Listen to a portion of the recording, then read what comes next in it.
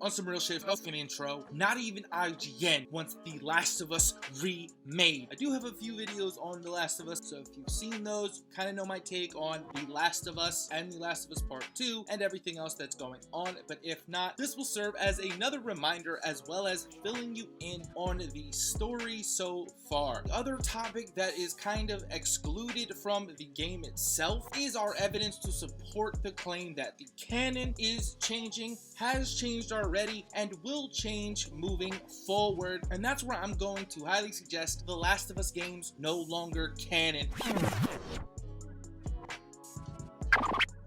And that'll lead you down a rabbit hole of other videos I have about The Last of Us. Now that that's out the way, the same IGN had this review published by Jonathan Dornbush. You might be saying to yourself right now, well, this can attest to the objectivity of IGN. And you know what? I'm willing to listen to that conversation, given more and more proof in other cases, because we do know that Naughty Dog benefits greatly from the scores from IGN.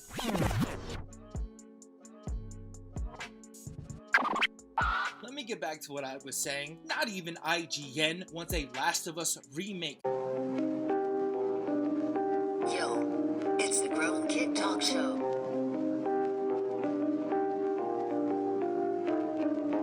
Yo, it's the Grown Kid Talk Show. Yo, Grown Kid Talk Show. Yo, it's the Grown Kid Talk Show.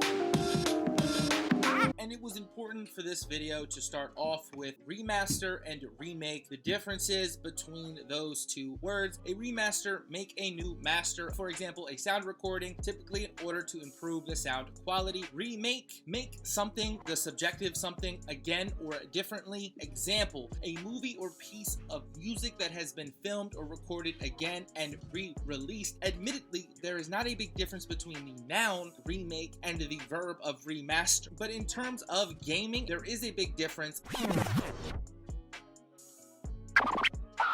The best current example of a remake is Final Fantasy VII to me, talking about a PlayStation game made for the PlayStation 4. Another thing I want to shout out is the noticeable amount of work that has gone into having this successful remake of Final Fantasy VII. We're talking about polygons to current gen. We're talking about a story revamp as well. This is remake worthy. My big question is, where is the level of effort? Where is the creativity to create something new or continue with the story at the very least, but instead you would rather remake the first game?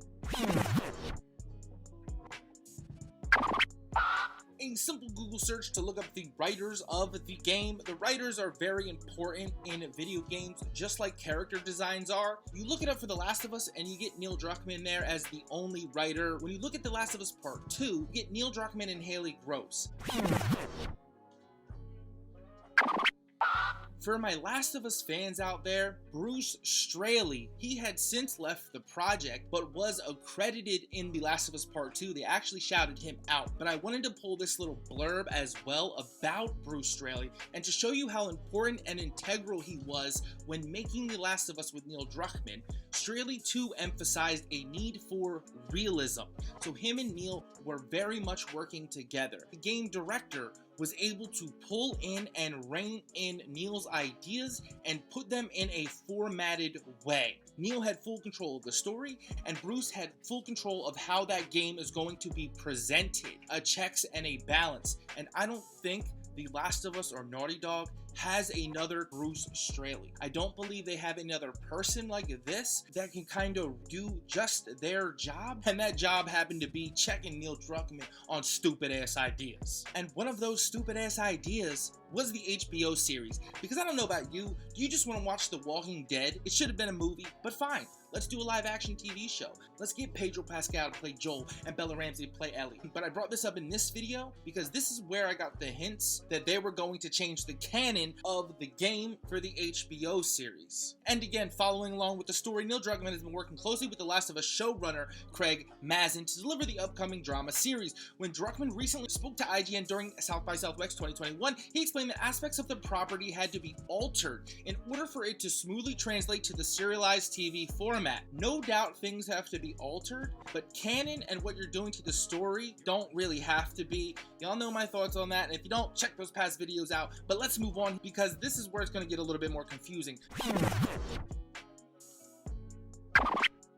Craig Mazin, let's pause on that, showrunner. To be honest, I'm not sure what the showrunner does, but Craig Mazin was the director, now isn't. It's Cantemir Bogolov, as well as being accredited as the story writer with Neil Druckmann. So Cantemir is going to be directing Craig M's and Neil Druckmann's vision of The Last of Us.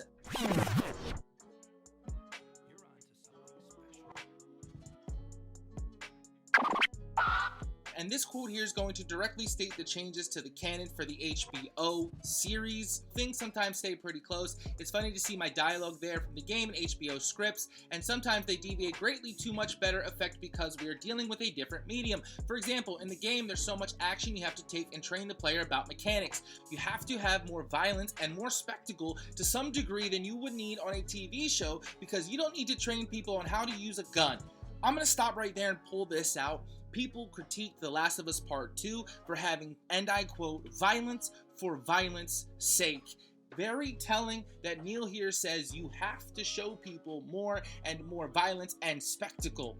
We don't want more violence and more spectacle. This is a huge disconnect, and that's a huge problem. But let's move on. So that's something that's been really different, and HBO's been great in pushing us to move away from hardcore action and focus more on the drama of the character. Some of my favorite episodes so far have deviated greatly from the story, and I can't wait for people to see them. The focus here should be the drama of the character. The Last of Us Part 2 was Degrassi. It was teen angst drama. Overly violent and mostly spectacle. You can see why fans of that first game don't fuck with it, right? So you remake the first game? A report from Bloomberg has unearthed that The Last of Us remake that's been in development. No, this isn't another remaster. It's apparently a full-on remake in all caps. So the first thing that came to our minds, and probably yours, is why? Honestly, we don't know. It's possible this is a tie-in to the HBO series that will retell the events of the first game. By the way, they've tried to retell the events of the first game in a cartoon that got canceled and other projects that are just bad. Why do you think we all talk about the first game? So if the first game is better than the second game, how can they both be 10 out of 10s? They're in the same series. Stop, please. Same IGN. Same IGN. But that could mean two different versions of the same story, both told in video game form. And what does this even mean for the last year's award-winning The Last of Us Part 2? Which of these versions is canonical to that? What this means for The Last of Us Part 2? And this is my theory.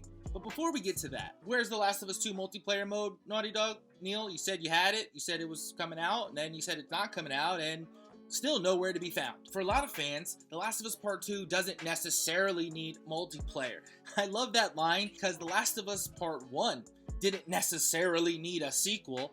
Regardless, yeah, fans of The Last of Us Factions mode, it's currently unknown when multiplayer mode will be released, but there might be some clues as to when there will be some further news. Let me tell you this.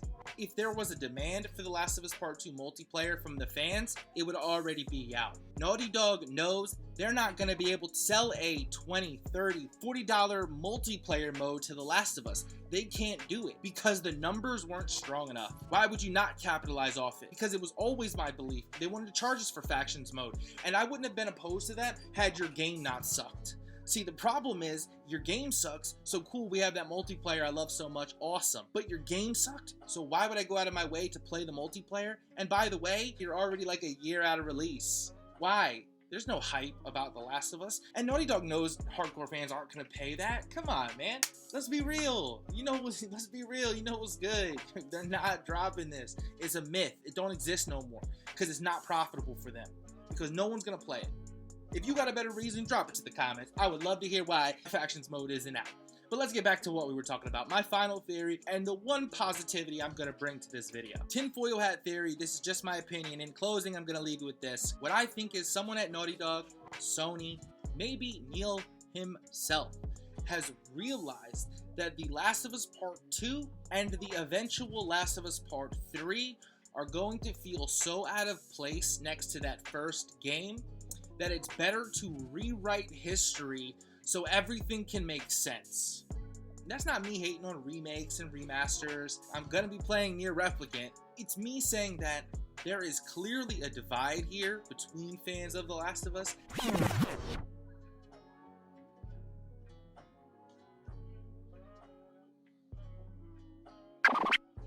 Let me know if you can come up with a reason as to why you would remake the first game. And if you do like this video, please leave a like, as that lets me know y'all want to see more videos like this. I'm the Grown Kid.